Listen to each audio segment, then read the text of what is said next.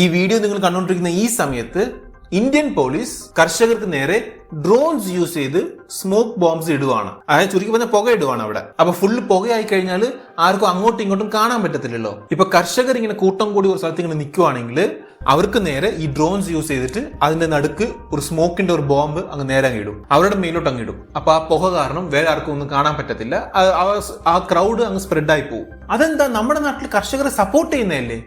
ഈ സ്മോക്ക് ബോംബായിട്ട് ഇടാൻ മാത്രം എന്ത് തെറ്റാ കർഷകർ ചെയ്തേ? അതും നമ്മുടെ നാട്ടിലെ പോലീസ് തന്നെ ഇതൊക്കെ ചെയ്യുന്നേ എന്ന് ചോദിച്ചാൽ നിങ്ങൾക്ക് പലർക്കും അറിയായിരിക്കും. കുറച്ച് ദിവസങ്ങൾക്ക് മുന്നേ ഡൽഹിയിൽ ഒരു വലിയ പ്രൊട്ടസ്റ്റ് കർഷകർ ചെയ്തിരുന്നു. ഇപ്പൊ പിന്നെയും ഈ ഇലക്ഷൻ അടുത്ത് വരുന്ന ഈ സമയത്ത് കർഷകർ 1-2 പേരല്ല, ലക്ഷക്കണക്കിന് കർഷകർ വന്നു. ഡൽഹിനെ കംപ്ലീറ്റ്ലി കവർ ചെയ്യുന്ന പോലെ ഒരു സമരം ചെയ്യും എന്ന് പറഞ്ഞിരുന്നു. പറഞ്ഞ പോലെ തന്നെ ഇപ്പോ നടക്കുവാണ്. ലക്ഷക്കണക്കിന് ആൾക്കാർ യുപിയിൽ നിന്ന്, പഞ്ചാബിൽ നിന്ന്, ഹരിയാനയിൽ നിന്ന് എല്ലാരും ഡൽഹിക്കകത്ത് കയറാൻ വരുന്ന ഈ സമയത്ത് പോലീസ് അവരെങ്ങനെയെങ്കിലും തടയാൻ ബോംബുകൾ ഇടുന്നു, അറ്റാക്ക് ചെയ്യുന്നു. കുറെയിടത്ത് ബാരിക്കേഡ്സ് ഒക്കെ ഇട്ടിട്ടുണ്ട്. സിമെന്റ് വെച്ച് റോഡ് കംപ്ലീറ്റ് ആയിട്ട് അടച്ചു വെക്കുക. കുറെയിടത്ത് ഈ ഡൽഹിക്കകത്തോട്ട് കയറി വരുന്ന ആ വഴിയില്ല, ആ റോഡില്ലേ, ആ വഴി അവർ തന്നെ തോണ്ടി, അതായത് കുഴിച്ചിട്ടേക്കുക, ആരും കയറാതിരിക്കാൻ. കാരണം വൺസ് ഫാമേഴ്സ് അകത്ത് കയറി കഴിഞ്ഞാൽ നമുക്ക് കൺട്രോൾ ചെയ്യാൻ പറ്റത്തില്ല ഫാമേഴ്സിനെ. അവർ ചോദിക്കുന്ന കാര്യങ്ങൾ നമുക്ക് കൊടുക്കാനും പറ്റാത്തത് കൊണ്ട് പോലീസ് ഇതെല്ലാം ഹാൻഡിൽ ചെയ്തുകൊണ്ടിരിക്കുകയാണ്. അങ്ങനെ ഇപ്പൊ ഈ കർഷകർ എന്താ ചോദിച്ചേ? പോലീസ് എന്താണ് ഇത്രയും ശക്തമായിട്ട് അവരെ തടയാൻ നോക്കുന്നത്? ഇതൊരു പ്രൊട്ടസ്റ്റ് അല്ലേ, ഒരു സമരമല്ലേ? ഇന്ത്യയിൽ എല്ലാവർക്കും പ്രൊട്ടസ്റ്റ് ചെയ്യാൻ, സമരം ചെയ്യാനുള്ള അധികാരം ഉണ്ടല്ലോ. ആ പ്രൊട്ടസ്റ്റ് നടക്കാതിരിക്കാൻ വേണ്ടിയിട്ട് ഒരു സൈഡിൽ പോലീസ് ഇങ്ങനെയൊക്കെ ചെയ്യുമ്പോഴത്തേക്ക് വേറൊരു സൈഡിൽ എന്താ നടക്കുന്നത് വെച്ചാല് ഹരിയാനയിൽ നിന്ന് വരുന്നവർ, അതായത് ഈ ഹരിയാന ഡൽഹി സെൻട്രലായിരിക്കുന്നത്. അപ്പൊ ഹരിയാന തന്നെ ചുറ്റും ഇരിക്കുന്നത്. അപ്പൊ ഹരിയാന ഡൽഹി ബോർഡറില്ലേ, അവിടെയുള്ള കർഷകരൊക്കെ അവർ തമ്മിൽ അങ്ങോട്ടും ഇങ്ങോട്ടും സംസാരിക്കാതിരിക്കാൻ വേണ്ടിയിട്ട് കംപ്ലീറ്റ്ലി ഇന്റർനെറ്റിനെ ബാൻ ചെയ്ത് വെച്ചേക്കുവാണ്. ഇന്റർനെറ്റേ ഇല്ല. നിങ്ങൾ ജിയോ, എയർടെൽ, ഏത് സിം ആയാലും ശരി, നിങ്ങൾക്ക് ഇന്റർനെറ്റേ വരില്ല. ബൾക്കായിട്ട് ഒരു 4 പേർക്ക് മെസ്സേജ് അയക്കാൻ പറ്റത്തില്ല. ഇന്റർനെറ്റേ യൂസ് ചെയ്യാൻ പറ്റത്തില്ല. യൂട്യൂബ്, വാട്സ്ആപ്പ്, ഫേസ്ബുക്ക് ഇതൊന്നും യൂസ് ചെയ്യാൻ പറ്റത്തില്ല. ഹരിയാനയ്ക്ക് ചുറ്റുമില്ല ഏകദേശം 7 ഡിസ്ട്രിക്റ്റിലാണ് ഈ ഇന്റർനെറ്റ് ബാൻ ചെയ്ത് വെച്ചിരിക്കുന്നത്. സോ എന്താണ് നടക്കുന്നത്? എന്തിനാണ് നടക്കുന്നത്? ഡൽഹിക്കകത്ത് കർഷകർ വരുന്നതിനെ എന്തിനാണ് ഈ പോലീസ് തടയുന്നത്? കർഷകരുടെ ആവശ്യങ്ങൾ എന്താണ്? കർഷകരുടെ ആവശ്യങ്ങളൊക്കെ എന്തുകൊണ്ടാണ് ഗവൺമെന്റിന് ചെയ്യാൻ പറ്റാത്ത? BJP എന്താണ് കർഷകർക്കെതിരായിട്ട് പറയുന്നത്? ഇതൊക്കെയാണ് നമ്മൾ ഈ വീഡിയോയിൽ കാണാൻ പോകുന്നത്. ബട്ട് അതിന് മുന്നേ നിങ്ങൾ ചാനൽ സബ്സ്ക്രൈബ് ചെയ്തില്ലെങ്കിൽ സബ്സ്ക്രൈബ് ചെയ്യുക. കാരണം നിങ്ങൾക്ക് അതൊരു ചെറിയ കാര്യമാണ്, ഒരു ബട്ടൺ പ്രസ് ചെയ്യേണ്ട കാര്യമേ ഉള്ളൂ. ബട്ട് എനിക്ക് ഇതുപോലെ ലേറ്റസ്റ്റ് അപ്ഡേറ്റ്സ് ഒക്കെ അപ്പം തന്നെ ഇടാൻ അതൊരു വലിയ മോട്ടിവേഷൻ തന്നെയായിരിക്കും. Welcome to Haris talks. Let's get started.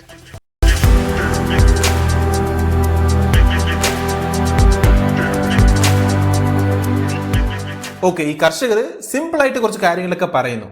ആദ്യം നിങ്ങൾ ഭരണത്തിൽ വന്നപ്പോൾ, അതായത് കർഷകർ BJP ഗവൺമെന്റിനോടാ പറയുന്ന ഈ കാര്യം. ഓക്കെ, ഫസ്റ്റ് വൺ എന്താണെന്ന് വെച്ച് കഴിഞ്ഞാൽ, നിങ്ങൾ ഭരണത്തിൽ വന്നപ്പോൾ നിങ്ങൾ കുറച്ച് കാര്യങ്ങളൊക്കെ പറഞ്ഞിട്ടുണ്ടായിരുന്നു, അതൊന്നും നിങ്ങൾ ഫോളോ ചെയ്തിട്ടില്ല. സെക്കൻഡ് വൺ, ഞങ്ങൾക്ക് മിനിമം സപ്പോർട്ട് പ്രൈസ് വേണം. ആ മിനിമം സപ്പോർട്ട് പ്രൈസ് കറക്റ്റ് ആയിട്ട് കാൽക്കുലേറ്റ് ചെയ്യണം. ഇപ്പോൾ ആ കണക്ക് കറക്റ്റ് ആയിട്ടല്ല ഇരിക്കുന്ന എന്നും പറയുന്നുണ്ട്. ഈ മിനിമം സപ്പോർട്ട് പ്രൈസ് എന്താന്ന് വെച്ചാൽ, കർഷകർ ഏക്കർ കണക്കിന് കൃഷി ചെയ്യുന്നു.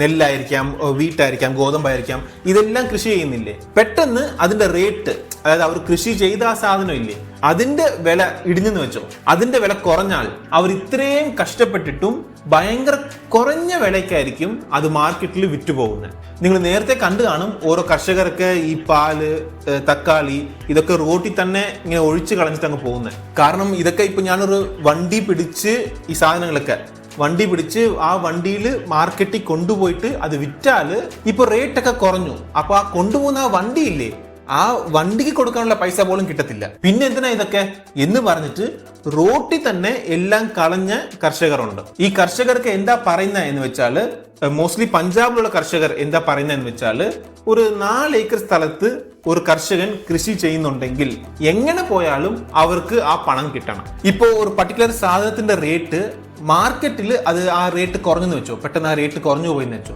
അപ്പോൾ ആ കർഷകന് അത് ഡയറക്റ്റ് ആയിട്ട് ഗവൺമെന്റിന് വിൽക്കാൻ പറ്റും. മിനിമം ഇത്ര എമൗണ്ട് ഗവൺമെന്റ് തരും എന്നൊരു സ്കീമുണ്ട്. അതിനെയാണ് ഈ MSP എന്ന് പറയുന്നത്. ഈ MSP കൂടുതൽ ആൾക്കാർക്ക്, കൂടുതൽ കർഷകർക്ക് കിട്ടണം, കൂടുതൽ ക്രോപ്സിന് കിട്ടണം എന്നതൊക്കെയാണ് അവരുടെ രണ്ടാമത്തെ ആവശ്യം. പിന്നെ മൂന്നാമത്തെ എന്താന്ന് വെച്ചാൽ, ഇതിനു മുന്നേ ഒരു പ്രൊട്ടസ്റ്റ് നടന്നിരുന്നു ആ കോവിഡ് ടൈമിൽ. ആ സമയത്ത് കുറെ പേർക്കെതിരായിട്ട് കുറെ പോലീസ് കേസസ് ഒക്കെ ഇട്ടേക്കുമായിരുന്നു. കഴിഞ്ഞ ഒരു 3-4 വർഷമായിട്ട് അവർക്ക് ആർക്കും സമാധാനമായിട്ട് ജീവിക്കാൻ പറ്റുന്നില്ല. പോലീസ് ചുമ്മാ വിളിച്ചിട്ട് കേസ് ഇൻവെസ്റ്റിഗേഷൻ എന്നൊക്കെ പറഞ്ഞ് ശല്യം ചെയ്യുന്നു. സോ ആ കേസ് എല്ലാം നിങ്ങൾ പിൻവലിക്കണം. പിന്നെ 4-ാമത്തത്, ഉറപ്പായിട്ടും ഇന്ത്യയിലുള്ള എല്ലാ കർഷകർക്കും പെൻഷൻ കൊടുക്കണം എന്നതാണ്. കാരണം പെൻഷൻ എല്ലാ സ്കീമിലും കൊടുക്കുന്നുണ്ട്. നമ്മൾ കഴിക്കുന്ന ആഹാരം ഉണ്ടാകാൻ കാരണം കർഷകരാണ്. അപ്പൊ എന്താ കർഷകർക്ക് മാത്രം പെൻഷൻ ഇല്ലാത്ത? സോ ഞങ്ങൾക്കും പെൻഷൻ വേണം. ഇതൊക്കെയാണ് മെയിൻ ആയിട്ട് കർഷകരുടെ ആവശ്യങ്ങൾ. ഗവൺമെന്റ് ഇത് ചെയ്യാൻ പറ്റത്തില്ല എന്ന് ക്ലിയർ ആയിട്ട് അങ്ങ് പറഞ്ഞു. ഒരു മീറ്റിംഗ് നടന്നിരുന്നു ഇന്ത്യയുടെ മിനിസ്റ്റേഴ്സും കർഷകരൊക്കെ വെച്ച്. ബട്ട് ഇത് അംഗീകരിക്കാൻ പറ്റില്ല എന്നാ ഗവൺമെന്റ് പറഞ്ഞു. ആ മീറ്റിംഗ് കഴിഞ്ഞപ്പോൾ തന്നെ ഓൾറെഡി പറഞ്ഞായിരുന്നു ഫെബ്രുവരി 13 ഉള്ളിൽ ഞങ്ങളുടെ ആവശ്യങ്ങൾ നടന്നില്ലെങ്കിൽ ഞങ്ങൾ ഡൽഹിയിൽ വന്ന് പ്രൊട്ടസ്റ്റ് ചെയ്യും എന്ന്. ഇത് ഓൾറെഡി 2 മാസമായിട്ട് അവരുടെ സ്റ്റേറ്റിൽ നിന്ന് തന്നെ പ്രൊട്ടസ്റ്റ് ചെയ്യുന്നുണ്ടായിരുന്നു. ബട്ട് ഗവൺമെന്റ് അത് അങ്ങനെ മൈൻഡ് ചെയ്തൊന്നുമില്ല. അവരുടെ സ്റ്റേറ്റിൽ നിന്ന് എന്തെങ്കിലുമൊക്കെ പ്രൊട്ടസ്റ്റ് ചെയ്തോട്ടെ എന്ന് പറഞ്ഞ് അങ്ങ് മൈൻഡ് ചെയ്ത് അങ്ങ് വിട്ടു. പിന്നെയാണ് കർഷകർക്ക് മനസ്സിലായത് പ്രൊട്ടസ്റ്റ് വേറെ എവിടെ നിന്ന് ചെയ്താലും ഗവൺമെന്റ് മൈൻഡ് ചെയ്യത്തില്ല. ബട്ട് ഡൽഹിയിൽ നിന്ന് ചെയ്താൽ അവര് സ്തംഭിച്ചു പോകും. കാരണം അവിടെയാണ് ഗവൺമെന്റ് ഉള്ളത്. പ്രൈം മിനിസ്റ്ററെ അവിടെ ആയിരിക്കുന്നത്, ബാക്കി എല്ലാ മിനിസ്റ്റേഴ്സും അവിടെ ആയിരിക്കുന്നത്. അവിടെ ഒരു പ്രൊട്ടസ്റ്റ് ചെയ്താൽ അത് എഫക്റ്റീവ് ആയിരിക്കും എന്ന് മനസ്സിലാക്കിയിട്ട് ഇപ്പോ ഇന്ത്യയിലുള്ള എല്ലാ ഫാമിംഗ് ഓർഗനൈസേഷൻസും ചേർന്ന് ഈ പ്രൊട്ടസ്റ്റ് നടത്തണം എന്ന് തീരുമാനിച്ചു. ലക്ഷക്കണക്കിന് കർഷകർ ഒരേ സമയത്ത് ഡൽഹിക്കകത്ത് കയറണം എന്ന് തീരുമാനിക്കുമ്പോൾ ഡൽഹിയുടെ ബോർഡർ മൊത്തത്തിൽ ബ്ലോക്ക് ചെയ്ത് വന്നിരിക്കുകയാണ് പോലീസ്. ആർക്കും ഡൽഹിയിൽ കയറാൻ പറ്റത്തില്ല, ഇന്റർനെറ്റ് ഇല്ല. ആ ഒരു അവസ്ഥയിൽ നിൽക്കുകയാണ് കാര്യങ്ങളൊക്കെ. ഇന്ന് ഇന്ത്യ മുഴുവൻ ഇതിനെ കുറിച്ചാണ് സംസാരിച്ചുകൊണ്ടിരിക്കുന്നത്. സത്യം പറഞ്ഞാൽ ഇതൊരു മാസീവ് പ്രൊട്ടസ്റ്റ് ആണ്. And also this protest is even more important now. ഇപ്പോ കാരണം എന്താണെന്ന് വെച്ചാൽ എലക്ഷൻ വരാൻ പോവാണ്. ഇനി ഒരു 2-3 മാസത്തിൽ എലക്ഷൻ വരാൻ പോവാണ്. എങ്ങനെയും ഈ എലക്ഷൻ ടൈമിൽ ഈ ആവശ്യങ്ങളൊക്കെ പറഞ്ഞ് നടത്താൻ നോക്കുവാണ് ഈ കർഷകരൊക്കെ. ഇവർ ഡൽഹിക്കകത്ത് കയറി കഴിഞ്ഞാൽ ഇവരുടെ സ്ട്രെങ്ത് കൂടിപ്പോവും എന്ന് പറഞ്ഞ് തടയുന്ന ഗവൺമെന്റ്. ഇതാണ് ഇപ്പോ അവിടുത്തെ അവസ്ഥ. ഓക്കെ, നമ്മൾ ഇത്രയും നേരം ഫാമേഴ്സിന്റെ സൈഡ് നമ്മൾ നോക്കി. Okay, but at the same time ഈ ഫാമേഴ്സിനെതിരായിട്ട് ക്രിറ്റിസിസംസും ഉണ്ട്. അപ്പൊ നമ്മൾ 2 സൈഡും നോക്കണമല്ലോ. അപ്പൊ ഈ ക്രിറ്റിസിസംസ് എന്തൊക്കെയാണ് എന്ന് വെച്ചാൽ, ഫസ്റ്റ് വൺ, അവിടെയുള്ള ജനങ്ങളില്ലേ, അതായത് ആ ഡൽഹിയുടെ ബോർഡറിൽ താമസിക്കുന്ന ജനങ്ങളില്ലേ, പബ്ലിക് ഇല്ലേ, അവരെന്തോ പറയുന്നത് വെച്ചാൽ, നിങ്ങൾ എന്തിനാ ഇവിടെ വന്ന് പ്രൊട്ടസ്റ്റ് ചെയ്യുന്നത്? നിങ്ങളുടെ നാട്ടിൽ തന്നെ ചെയ്താൽ പോരെ? നിങ്ങളൊക്കെ ഞങ്ങളുടെ നാട്ടിൽ വന്ന് പ്രൊട്ടസ്റ്റ് ചെയ്യുന്നതുകൊണ്ട് എനിക്ക് എന്റെ വീട്ടിൽ കയറാൻ പറ്റുന്നില്ല, ഓഫീസിൽ പോകാൻ പറ്റുന്നില്ല, സ്കൂള് കോളേജിൽ പോകാൻ പറ്റുന്നില്ല. അതായത് അവർക്കൊക്കെ ഡൽഹിയിലായിരിക്കും ജോലി, പക്ഷെ വീട് ഡൽഹിക്ക് പുറത്തായിരിക്കും. അപ്പൊ ഡെയിലി അവിടെ നിന്ന് ഡൽഹിക്കകത്ത് പോയിട്ട് ജോലിക്ക് പോയിട്ടായിരിക്കും വരുന്നത്. അങ്ങനെ പോയിട്ട് വരുന്ന ആൾക്കാർ ഒരുപാട് പേരുണ്ട്. കാരണം ഡൽഹിക്കകത്തൊക്കെ സ്ഥലത്തിന് റേറ്റ് ഭയങ്കര കൂടുതലായിരിക്കും. ബട്ട് ഔട്ട് ഓഫ് ഡൽഹി തീർച്ചയായിട്ടും സ്ഥലത്തിന് കുറവായിരിക്കും. അപ്പൊ സ്കൂളിലെ ആൾക്കാർ അവിടെ ആയിരിക്കും താമസിക്കുന്നത്. അപ്പൊ അവിടെ നിന്ന് ഡൽഹിക്ക് ജോലിക്ക് പോയിട്ട് വരുന്നവരായിരിക്കും. ഇപ്പോ ഈ കർഷകരൊക്കെ ഈ പ്രശ്നം ഉണ്ടാക്കുന്നുണ്ട്. ഡൽഹിക്കകത്ത് കയറാൻ പറ്റുന്നില്ല. അപ്പൊ സ്വാഭാവികമായിട്ട് ആർക്കും ജോലിക്ക് പോകാൻ പറ്റുന്നില്ല. സ്കൂൾ പഠിക്കുന്ന കുട്ടികൾക്ക് സ്കൂളിൽ പോകാൻ പറ്റുന്നില്ല. കോളേജ് പഠിക്കുന്നവർക്ക് കോളേജിൽ പോകാൻ പറ്റുന്നില്ല. അപ്പൊ ഇത് അവിടുത്തെ സാധാരണക്കാർക്കും ബുദ്ധിമുട്ടാവുകയാണ്. നിങ്ങൾ ഗവൺമെന്റിന് പ്രഷർ കൊടുക്കുന്നൊക്കെ ഓക്കെ, അത് നമുക്ക് മനസ്സിലാക്കാം. ബട്ട് ഞങ്ങളുടെ അവസ്ഥയോ എന്ന് പറയുന്ന ഒരു ഗ്രൂപ്പ് അവിടുത്തെ ജനങ്ങൾ. പിന്നെ രണ്ടാമത്തെ എന്താന്ന് വെച്ചാൽ, അഫ്കോഴ്സ് ഗവൺമെന്റിനെ സപ്പോർട്ട് ചെയ്യുന്ന ആൾക്കാരും കാണുമല്ലോ, അതായത് ഈ BJP സപ്പോർട്ട് ചെയ്യുന്ന ആൾക്കാരും കാണുമല്ലോ. അവരെന്താ പറയുന്നതെന്ന് വെച്ചാൽ, വന്നിരിക്കുന്ന കർഷകർ 6 മാസത്തിന് ആഹാരം എടുത്തോണ്ടാ വന്നിരിക്കുന്നത് പ്രൊട്ടസ്റ്റ് ചെയ്യാൻ വേണ്ടിയിട്ട്. 6 മാസത്തേക്ക് വേണ്ട ആഹാരം എടുത്തോണ്ട് വന്ന് പ്രൊട്ടസ്റ്റ് ചെയ്യുന്ന ഒരാള് ഒരു പാവമാണോ? ഇവർക്കൊക്കെയാണോ മിനിമം സപ്പോർട്ട് പ്രൈസ്? ഇവരൊക്കെ വലിയ വലിയ കർഷകരാണ്, ഏക്കർ കണക്കിന് സ്ഥലമുള്ള വലിയ വലിയ കർഷകരാണ്. ഇവരൊന്നുമല്ല അവിടെ കൃഷി ചെയ്യുന്നത്, വേറെ പണിക്കാരെയൊക്കെ വെച്ച് ഇവരൊക്കെ കൃഷിയൊക്കെ ചെയ്ത് വരുന്നവരാണ്. എന്തായാലും കൃഷിയാണല്ലോ ചെയ്യുന്നത്. ആ പേര് പറഞ്ഞ് ഗവൺമെന്റിന് പ്രഷർ കൊടുക്കാൻ നോക്കുകയാണ്, ആനുകൂല്യങ്ങൾ തട്ടിയെടുക്കാൻ നോക്കുകയാണ് എന്നൊക്കെ പറഞ്ഞ് ക്രിട്ടിസൈസ് ചെയ്യുന്നുണ്ട്. പിന്നെ മൂന്നാമത്തത് എലക്ഷൻ വരുന്നുണ്ട് എന്ന് മനസ്സിലാക്കി മനഃപൂർവ്വം ഇത് ചെയ്യുവാണ്, നേരത്തെ ചെയ്യാൻ മേലാതെ ഈ സമരമൊക്കെ എന്നൊക്കെ പറഞ്ഞ് ക്രിറ്റിസിസം ഓഫ് കോഴ്സ് BJP സൈഡിൽ നിന്ന് വരുന്നുണ്ട്.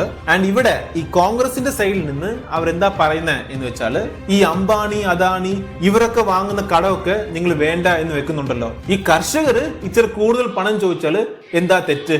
കോൺഗ്രസ് ഭരണത്തിൽ വന്നാൽ തീർച്ചയായിട്ടും എല്ലാ കർഷകർക്കും തീർച്ചയായിട്ടും മിനിമം സപ്പോർട്ട് പ്രൈസ് കൊടുക്കും എന്ന് പറഞ്ഞിട്ടുണ്ട്. ഈ കർഷകരുടെ പ്രൊട്ടസ്റ്റ് മാസക്കണക്കിന് നടക്കാൻ സാധ്യതയുണ്ട് എന്ന് നമുക്ക് മനസ്സിലാക്കാൻ സാധിക്കുന്നുണ്ട്. ഈവൻ ഈ എലക്ഷൻ നടക്കുമ്പോഴേ ഇവിടെ ഈ പ്രൊട്ടസ്റ്റ് ഒക്കെ നടക്കാൻ ചാൻസസ് ഉണ്ട്. തീർച്ചയായിട്ടും BJP ഗവൺമെന്റിന് അതൊരു നല്ല കാര്യമല്ല.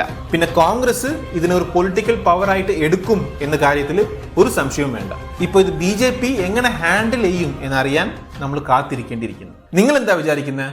കർഷകർ ഇത്രയും റെസിസ്റ്റൻസ് ഒക്കെ മറികടന്ന് അകത്ത് കയറും എന്ന് തോന്നുന്നുണ്ടോ? അതോ പോലീസ് അവരെ പുറത്ത് തന്നെ നിർത്തുവോ? നിങ്ങളുടെ പ്രഡിക്ഷൻസ് കമന്റ് സെക്ഷനിൽ പറയാം. അതേപോലെ തന്നെ ഈ പ്രൊട്ടസ്റ്റിനെ കുറിച്ചുള്ള നിങ്ങളുടെ അഭിപ്രായങ്ങളും കമന്റ് സെക്ഷനിൽ പറയാം. ഈ വീഡിയോ നിങ്ങൾക്ക് ഇഷ്ടമായാൽ ലൈക്ക് ചെയ്യുക, സബ്സ്ക്രൈബ് ചെയ്യുക. ഈ കർഷകരുടെ സമരത്തെ കുറിച്ച് കറക്റ്റായിട്ട് അറിയാത്ത നിങ്ങളുടെ ഫ്രണ്ട്സ് ഉണ്ടെങ്കിൽ അവർക്കും ഈ വീഡിയോ ഷെയർ ചെയ്ത് കൊടുക്കുക. ആൻഡ് ഓൾസോ ഈ കർഷകർ സമരത്തെ കുറിച്ച് ലേറ്റസ്റ്റ് അപ്ഡേറ്റ്സ് നിങ്ങൾക്ക് ഞാൻ വീഡിയോ ഇടുമ്പോൾ അപ്പം തന്നെ കിട്ടണമെങ്കിൽ സബ്സ്ക്രൈബ് ചെയ്യുക മാത്രമല്ലാതെ ആ നോട്ടിഫിക്കേഷൻ ഐക്കണും പ്രസ് ചെയ്യുക. അപ്പോഴേ ഞാൻ വീഡിയോ ഇടുമ്പോഴത്തേക്ക് നിങ്ങൾക്ക് അപ്പം തന്നെ നോട്ടിഫിക്കേഷൻ കിട്ടത്തുള്ളൂ. ഇനി അടുത്ത വീഡിയോ കാണുന്നവരെ ഗുഡ് ബൈ.